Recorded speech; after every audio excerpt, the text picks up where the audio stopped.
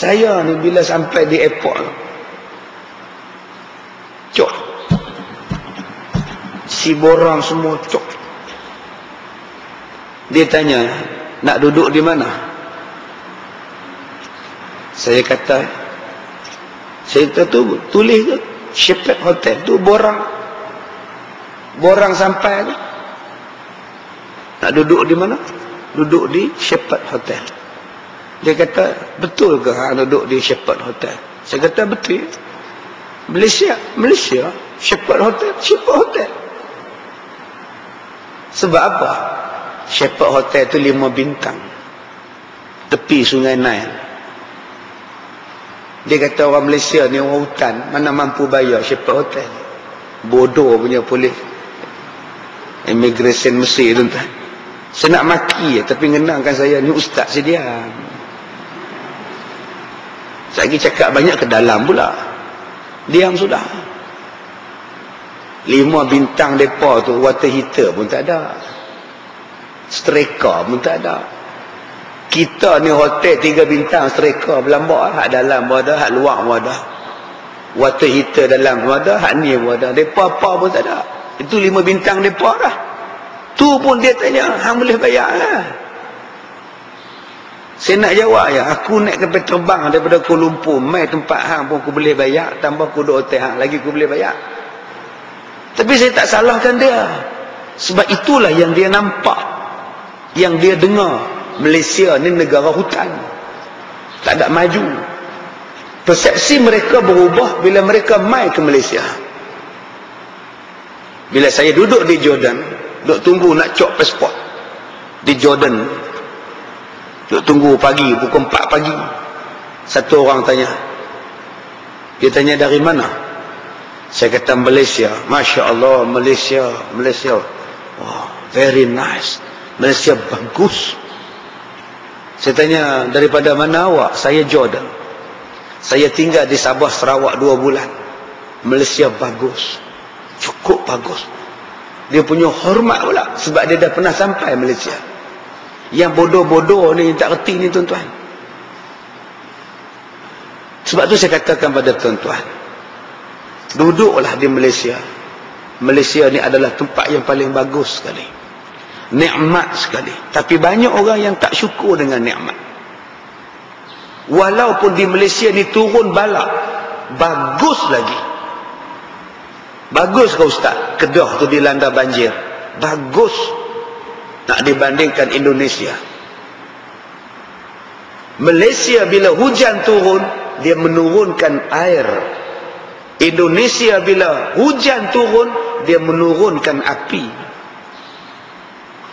Gunung berapi meletup, terbang 8,000 meter, 6,000 meter abu dia terbang ke langit, dan dia berserak sampai 20 hingga 40 kilometer, lalu menurunkan hujan api, membakar rumah orang, membakar manusia. Mana lebih baik, hujan air atau hujan api? Di Malaysia ni kalau bala pun baik lagi, orang berebut-rebut nak hantar bantuan. Duk di pusat penempatan banjir, baik lagi. Kawan ni wak mari Maggi, kawan ni pula wak mari roti, kawan ni wak mari air mineral, kawan ni pula air tin. Masya Allah, berebut untuk pilih. Ambillah Maggi kami, jangan lupa pangkah kami. Subhanallah. Sekali lagi kawan ni biskut Mary pula, jangan lupa, ingat lambang di biskut Mary tu ada lambang. Subhanallah, kenyang tuan-tuan. Duk sendawa, mangsa banjir. Tak banjir pun tak dapat makan macam ni. Kalau macam ni banjir pun tak apa, makan free, semua free. Kereta yang servis potong 20%. Masya Allah. Yang mana padi dapat penanaman, dapat pula garanti bayar balik hasil rosak padi. Masya Allah tuan-tuan. Rumah tak payah basuh, duk menang saya, sukarelawan mari basuh, siap pakai vest lagi, undilah kami basuh. Masya Allah. Ini pula untungnya di Malaysia tuan-tuan, berebut-rebut, berlawan-lawan. Tapi kalau dalam TV, kawan ni marah, tuduh tak buat kerja, kawan ni kata aku buat kerja, hampa tuduh, hampa tahu mana hampa tahu, apa. Suruh dia, subhanallah, bergaduh tuan-tuan. Nak kata masing-masing buat kerja, duk apa, duk apa saja. Tuan-tuan, kita tersedut cerita ke orang lah, kita ditolong. Yang tahu kita tolong ialah mangsa banjir. Dengan media boleh kita main. Tak tolong pun kata tolong. Tolong sikit pun tolong besar lah. Pasal kita kontrol media. Yang tahu kita tolong tak tolong ialah siapa? Mangsa banjir itu. Mangsa banjir itu menilai siapa mai tolong, siapa mai bantu, siapa yang mari bagi bantuan. Mereka lah, dan mereka ni tak boleh ditipu. Sebab mereka dalam musibah, Allah sayang pada mereka. Allah ingatkan mereka. Allah bagi ujian yang begitu besar untuk mereka. Tiba-tiba kita main-main dengan mereka. Doa orang yang begitu adalah doa mustajab. Tak betul kita buat depa doa ya. Wasta'inu bis sabri was salah. Lingkup kita tuan-tuan. Sebab itu kita ingat orang-orang yang teraniaya, orang-orang yang dizalimi, doanya adalah mustajab. Patut kita bantu, kita tolong. Bukan kita politikkan apa semua benda kita politikkan. Sampai orang ditimpa musibah pun kita nak politik, ini satu benda yang tak betul. Baik, ini merupakan salah satu wasiat Nabi kepada manusia di sepanjang zaman. Ni, pesan ni bukan pesanan untuk Abdullah bin Abbas saja. Yang Nabi pesan ini untuk kita keseluruhan dia. Duduk di mana pun pelihara hukum hakam Allah Subhanahu wa taala. Sebahagian salafus salih mengatakan, apabila kamu hendak berwasiat kepada teman dan saudara kamu, maka katakanlah kepada mereka, peliharalah Allah, nescaya Allah memelihara kamu. Peliharalah syariat Allah, nescaya Allah akan memelihara kamu. Salah seorang ulama pernah berkata, saya pernah merenung makna hadis ini secara mendalam. Hampir saja saya tergoncang dan terjatuh kerana makna-maknanya yang sangat agung dan sangat dahsyat. Saya dah kata dah pada tuan-tuan tadi, kalau tuan-tuan tak terlibat dalam perjuangan Islam secara langsung, tuan-tuan takkan rasa nikmatnya hadis ini. Ayat ini bukan nak cerita tentang orang yang berpolitik saja. Sebab hari ini orang faham perjuangan Islam itu politik. Tidak. Bukan. Tuan-tuan di sini arkitek. Tuan-tuan nak membina satu bangunan yang bercirikan dan mengikut sunnah. Tuan-tuan ingat senang tak? Susah. Macam-macam cubaan akan datang. Walaupun tuan-tuan cuma seorang arkitek. Nak ikut satu benda, bilik macam mana? Tempat surau macam mana? Bilik air macam mana? Kadang-kadang nak bina surau dalam bangunan pun susah. Sebelah surau tandah. Nak pergi ke surau, pergi tandah dulu. Kadang-kadang dihenakannya, terpaksa diletakkan surau dengan tandah sebelah-sebelah. Orang pam air pun dengar tengah sembahyang. Keadaan yang begitu tidak strategik sekali. Kita nak ubah supaya lebih Islamik lagi. Orang tak ambil kisah, malah orang bantah pun. Orang tak setuju pun. Itu namanya perjuangan. Saya katakan tadi, perjuangan Islam bukan dalam politik saja. Sebab hari ini kalau orang tak masuk politik, itu bukan dipanggil pejuang. Seorang korporat yang cuba memainkan peranan Islam dalam perniagaan dia pejuang. Tapi disebabkan dia tak campur politik, orang kata dia bukan pejuang. Adakah politik itu syarat nak menjadi seorang pejuang? Dia cikgu. Dia berjuang untuk memahamkan cikgu-cikgu dia tentang Islam. Berapa banyak cikgu yang marah dia? Dia kena sabar. Sebab perjuangan itu mesti dia rasa. Dan selepas dia sabar itulah dia akan rasa nikmat.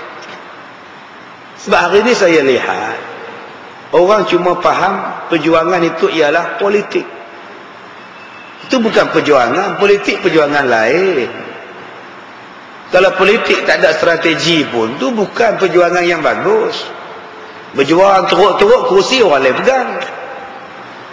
Orang yang pegang kerusi itu, Jentera tak ada, akar umbi tak ada, kerja tak ada. Hang yang banyak kerja, tiba-tiba orang lain menang, hang tak dapat apa.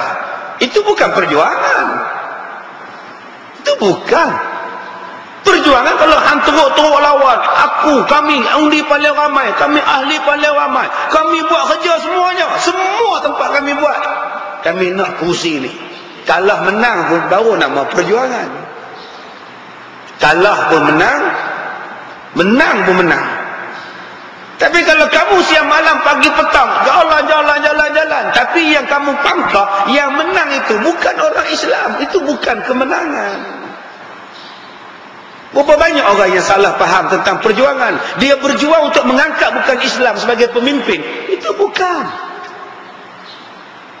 Jangan harap orang bukan Islam akan menolong Islam. Jangan tuan-tuan harap orang bukan Melayu akan menyokong Melayu. Dia bukan Islam, apa sebab dia nak sokong Islam? Dia bukan Melayu, apa sebab dia nak peduli dengan Melayu? Tuan-tuan tengok dalam satu artikel tentang P. Ramlee dalam Surat Khabar. Kenapa yang dia balik ke Malaysia 1964 selepas dia buat filem yang terakhir Tiga Abdul? Sebab apa? Kaji balik. Filem pada masa itu ialah medium orang-orang Melayu menyuarakan sesuatu benda. Ketidakadilan. Cuba tuan-tuan tengok filem P. Ramlee. Ketidakadilan masyarakat. Apa yang dia buat? Filem Bujang Lapuk. Dia cerita tentang orang Melayu yang begitu miskin sampai tipu nak makan, nak hidup. Filem-filem dia bukan sekadar filem jenaka. Dalam jenaka itu ada benda lain. Dadah, ganja dengan belacannya. Filem Alibaba Bujang Lapuk. Yang jual ganja, terang-terang jual ganja, iklan lagi. Tapi bila nak beli belacan, encik ada belacan, shh, jangan kuat-kuat nanti orang tahu, sorok buah meja belacan. Padahal belacan tu halal, ganja tu haram. Dia nak ceritakan benda-benda ini, nasib orang Melayu, khususnya di negara yang filem itu dikeluarkan. Dia bukan buat filem di tanah Melayu, dia buat filem di situ. Apabila orang-orang Melayu yang bekerja sebagai pekerja filem menuntut bayaran lebih masa sebab kerja teruk nak buat filem daripada pemilik dia yang bukan Melayu, maka orang-orang Melayu menubuhkan union, menubuhkan persatuan, bangun, orang Melayu bangun. Bila dia tengok orang Melayu bangun, pemimpin atasan dia mengarahkan supaya ditutup studio ni, berambus orang Melayu.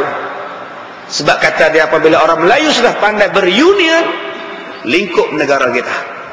Bila orang Melayu sudah union, sudah ada unit, sudah ada unity, sudah bersatu, lingkup bangsa kita. Halau mereka, tutup studio ni, pindah ke Merdeka Studio dekat Ulu Kelang. Maka habislah suara-suara Melayu dalam filem. Apalagi yang Melayu boleh suarakan dalam filem?